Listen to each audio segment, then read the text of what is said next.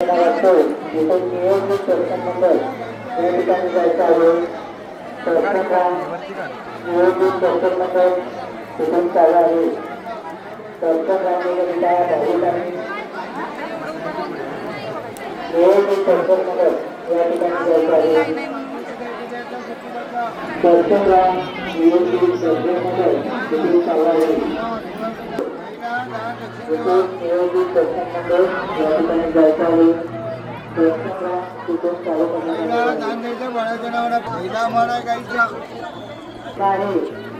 जास्त पुजारी असतील त्यांना मंदिरात आवारामध्ये दर्शन रांगेत जे भाविक थांबलेले आहेत त्यांना सूचना आहे. ज्यांचे पुजारी असतील त्यांनाच मंदिरात प्रवेश.